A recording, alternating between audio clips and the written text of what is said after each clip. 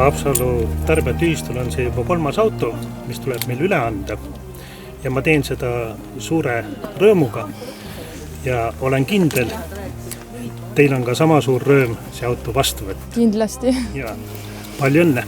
Suur aitäh!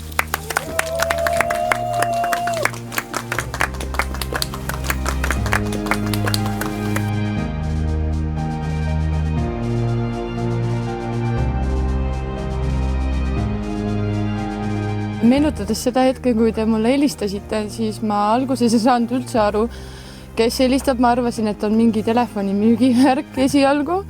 Siis, kui te rääkisite edasi ja hakkasite jõudma selle punktini, et ma olen võitnud auto, siis ma arvasin, et on tüngakõne või siis petukõne. Ja siis ma läksin vaiksemasse kohta ja siis me rääkisime pikalt ja ma ikka ei uskunud. Mul ei olnud levi sees ja siis ma olingi T-särgi vahel olin õues. Auto meeldib väga, ta on väga ilus, väga mugav. Soojendused, roolisoojendused ja asjad. Väga hea meel on selle auto üle.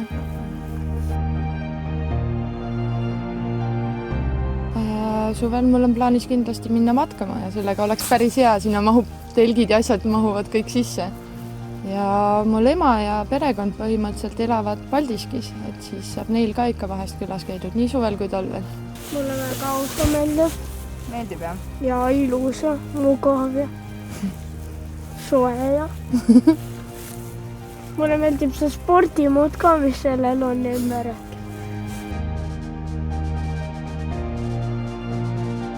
Põhipood, kus ma käin, on siiski Coop ja mega autoga, sest et ma ostan päris suure kotitäie tavaliselt, et ma ikka käsitsi päriseid assi ja tihtipeale ma käin üldse Haapsalu Coopist läbi, sellepärast et see jääb töö juurest tulles tee peale ja seal on suurem valik. Coopi lotoga ma liitusin niimoodi, et mulle helistati Coopist, pakuti säästukaart plussi peale üleminekut ja siis küsiti ka, et kas ma soovin koguda boonuspunkte või lotopileteid ja kuidagi jäigi lihtsalt see lotopiletite peale. Ma arvasin küll, et ega ma nii midagi ei võida, aga igaks juhuks. Mul ei ole kunagi loosi õnne olnud. Ma tegelikult isegi mõtlesin, et peaksin boonuspunktidele uuesti üle minema, aga kuidagi lükkasin edasi ja